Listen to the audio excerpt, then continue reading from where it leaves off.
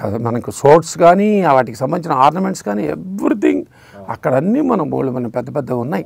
అవన్నీ తెప్పించుకుని మనం రెంటల్గా బేసిస్లో ఇక్కడికి మొత్తం సినిమా కాంట్రాక్ట్ లాగా మాట్లాడుకుని చేయడం జరిగింది. మాకు ఆదిత్య అని ఎందుకు పేరు పెట్టారు? ఆదిత్య 369 అని. దీనికి యాక్చువల్గా హీరో మీద టైటిల్ పెడదాం అని అనుకోవడం జరిగింది. ఫ్రాంక్గా చెప్పాలంటే బాలకృష్ణ గారికి నేను 1-2 టైటిల్స్ చెప్పాను. నేను జగదేక వీరుడు ఒకటి, తర్వాత సాగర్ పెట్టాడు, అది మన కృష్ణ గారితో చేశారు. రెండోది యుగపురుషుడు పెట్టాను. ఓకే, ఈ 2 ప్రపోజల్స్ పెట్టాను. పెట్టడం అంటే ఏంటి, నేను డైరెక్టర్ గారి దగ్గర అంటే బాగానే ఉంటుంది అన్నట్టుగా ఆయన అన్నారు. బాలేతో మాట్లాడానంటే స్ట్రిక్ట్గా వద్దన్నారు ఆయన. ఎందుకంటే నాన్నగారు టైటిల్స్ వాడకండి, ఓకే మనకొద్దు, వెరీ గుడ్, ఆ మహానుభావుడు వాటిని టైటిల్స్ మనకొద్దు కృష్ణ గారు అన్నారు.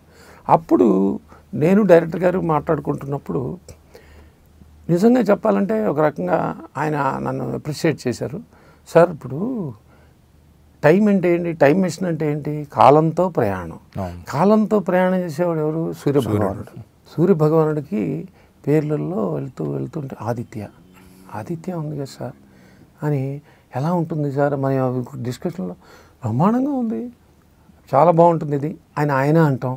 ఆయన నేను అనుకున్న దాంట్లో ఒక సూర్యభగవాను మీద పెడితే పంటారు అని డైరెక్టర్ గారు వెళ్ళి, డైరెక్టర్ గారి మీద షూటింగ్ జరుగుతుండగా ఇప్పుడు టైటిల్ విషయానికి వచ్చేప్పటికి ఇది సూర్యుడు కాలంతో ప్రయాణం చేసేవాడు సూర్యుడు ఒక్కడే, ఇది సూర్యుడి మీద ఆదిత్య అంటే ఆయన ఎగ్జైట్ అయిపోయారు.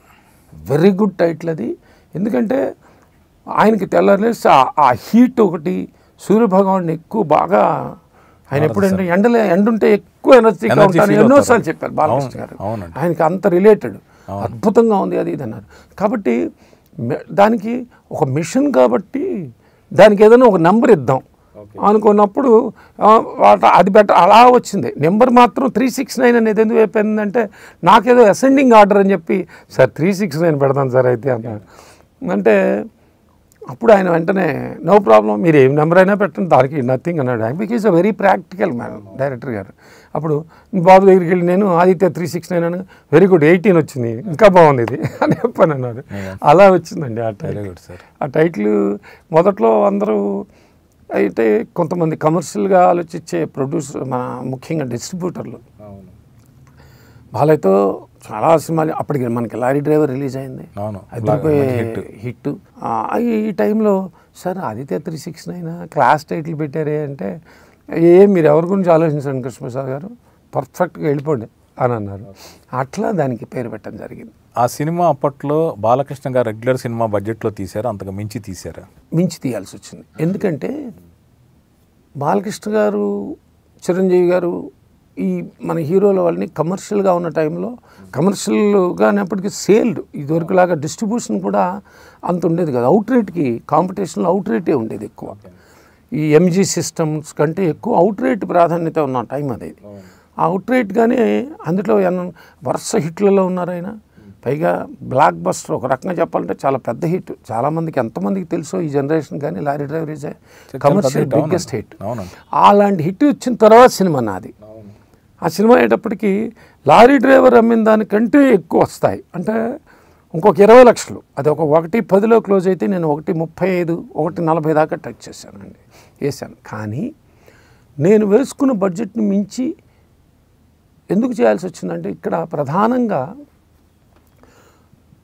ఎంత అవగాహన ఉన్నప్పటికీ ఈ పర్టికులర్గా ఈ మన కృష్ణదేవరాయ పీరియడ్ మీద అన్నీ చేసినప్పటికీ ఫ్యూచర్కి వెళ్ళేటప్పటికి మనకి సీజీ లేకపోవడంతో గ్లాస్ వర్క్, మ్యాటి వర్క్ చేయటం, ఆ వర్క్ మీద ఒక అవుట్పుట్ల కోసం నెంబర్ ఆఫ్ వర్కింగ్ డేస్ పెరగటం, ఆ డిఫరెన్స్ అనేది తిరిగింది. యాక్చువల్గా this film is budgeted for 1,30 lakhs and I sold it for around 1.4, but అది అయింది 1,52 lakhs అయింది.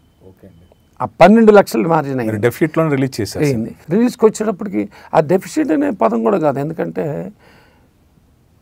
ఒక రకంగా చెప్పాలంటే నాకు ఆ పెయిన్ కూడా తెలియలేదు. ఎందుకంటే జస్ట్ బికాజ్ ఆఫ్ బాలసుబ్రహ్మణ్యం గారు ఫ్యూచర్ చేస్తున్నప్పుడు కానీ అన్నీ చెప్తున్నారు, కృష్ణ ఇబ్బంది పడకు, నేనున్నాను అనే మొదట అన్న పదానికి అర్థంలోకి ఆయన అసలు నువ్వు డిస్కషన్ కూడా చేయకు, ఎవరితో తీసుకో, ఆ డిఫరెన్స్ నువ్వు కరెక్ట్గా ఖర్చు పెట్టుకో, ఏం జరిగితే నన్ను అడుగు అన్నాడు. ఇది నేను చెప్పుకోవాలండి.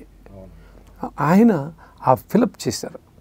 ఈ అయిన తర్వాత ఏమైందంటే, sir one more thing, this is inclusive of publicity. గుర్తుపెట్టు, నేను చెప్పింది ఫస్ట్ కాపీ కాదు, నాకు 100 days వరకు చేసిన పబ్లిసిటీ కూడా కలుపుకుంటే అందే. అయితే ఆ రోజుల్లో మనకు ఒక సత్సాంప్రదాయం ఉండేది. ఏంటంటే డిస్ట్రిబ్యూటర్లు హిట్ అయిన తర్వాత మనం అడగకుండానే ఓవర్ఫ్లో ఫంక్షన్ చేస్తున్నారా, ఏం సార్ కృష్ణ సార్ మేము 10 వారాలు ఆడాం, కొన్ని చోట్ల మరి ఏంటి ఫంక్షన్ ఏమైనా చేస్తున్నారా అని అడిగారు. చేస్తున్నాను సార్, నేను చేయకుండా అలా ఉండ. ఫంక్షన్ చేస్తున్నారు కదా, ఓకే వెరీ గుడ్. ఆ మిగతా ఏమున్నాయి 2 వారాలు 3 అంటే కింద కొన్ని అన్ని స్టేషన్స్ ఈక్వల్గా ఉండవు కదా సార్. ఇప్పుడు ఏ క్లాసులు బి సి కూడా ఉంది, ఇప్పుడు సి క్లాసులు లేకపోవచ్చు, అన్నీ ఒకటే రూట్కి వచ్చేసినాయి. ఇప్పుడు at a time release number of అన్నీ వేసేస్తున్నాం. సి క్లాసులు వాళ్ళకి కానీ కొన్ని స్టేషన్స్ కానీ అలా బీకు పర్టికులర్గా బీలకు వచ్చినవన్నీ ఆ స్టామినా అయిపోతుంది. ఇంకా అలాంటప్పుడు వాళ్ళంతటి వాళ్ళు వేసుకుని మాకు మరి ఏంటి మాకు షీల్డ్ అని ఫంక్షన్ అనగానే ఆటోమేటిక్గా షీల్డ్ ఉంటుందిగా. డిస్ట్రిబ్యూటర్లు ప్రొడ్యూసర్స్కి ఇవ్వడం, ఆర్టిస్టులకి మనం వాళ్ళకి ఇవ్వటం, ఎగ్జిబిటర్లకి ఇవ్వటం. ఈ దానికోసం ఉన్నప్పుడు అందరూ నాకు మళ్ళా ఆ కంప్లీట్గా మీరు ఏదైతే ఆ డిఫరెన్స్ ఆఫ్ 12-15 దానికంటే మోర్ దెన్ దట్ వచ్చింది. ఎందుకంటే ఫంక్షన్ చేసి నేను గ్రాండ్గా చేశాను ఆ రోజుల్లో. ఆ చేసినప్పుడు దానికి విజయశాంతి గారు చీఫ్ గెస్ట్గా వచ్చారు, డివిఎస్ రాజు గారు, పుండరీకాక్షయ్య గారు, రామానాయుడు గారు, మరి అందరు మహానుభావులు అందరూ వచ్చారు, ఒకళ్ళేంటి. అక్కడే మనం అలా కాంపన్సేట్ అయింది. సో ఒక కాస్ట్ పరంగా పెరిగినప్పటికీ ఆ హ్యాపీగా నన్ను ఆ హ్యాపీ ఎండింగ్ అంటారే అది కమర్షియల్గా కూడా నాకు హ్యాపీ అయింది. డిస్ట్రిబ్యూటర్లు కూడా వాళ్ళ చేతిలోంచి మనకి డబ్బులు వాళ్ళంతటి వాళ్ళు తెచ్చి ఇచ్చి మీరు ఇవ్వండి సార్ ఏదైనా నాకు అని అనకుండా, సార్ ఫంక్షన్ చేస్తున్నారు కదా అని. ఇదివరకు అది నాకే కాదండి, అన్ని సినిమాలకు ఉండేదండి. వాళ్ళు ప్యాకెట్ లాగా చేసేసేసి అది మనకు వచ్చి ఇచ్చేసేవాళ్ళు. సార్ ఏంటి సార్ ఫంక్షన్ ఎక్కడ ఎన్నో తయారీకు అన్నట్టుగా అలా జరిగించారు. It's not the question of money sir, it is the film. నాకు ఈ సినిమా నాకు ఇచ్చిన గౌరవాన్ని కానీ ఇవాళకి నేను తర్వాత ఎన్నో సినిమాలు చేస్తున్నాను. ఇది వంశానికి ఒక్కటి చేశాను, ఊయలు చేశాను, అనగనగా అమ్మాయి చేశాను, బాలేవాడి బాస్ చేశాను, మిత్రుడు. ఇవాళ మొన్న రీసెంట్గా నాని జెంటిల్మెన్ సమ్మోహనం చేశాను అని. ఆదిత్య 369 కూడా అని బలాన్ని నిర్మాత మీరు ఆదిత్య 369 చేశారా అని ఒక స్పెషల్ అటెన్షన్తో నన్ను ఎప్పటికీ అంత గౌరవించి మాట్లాడుతున్నారు. 30 ఏళ్ళు కాదు సార్, ఇంకో 70 ఏళ్ళు 100 ఏళ్ళైనా కూడా ఈ సినిమా గుర్తుండిపోయే సినిమా. అంత గౌరవాన్ని నాకు ఇచ్చిన సినిమా, నా బ్యానర్కి నాకు అంత గుర్తింపు ఇచ్చిన సినిమా ఇది.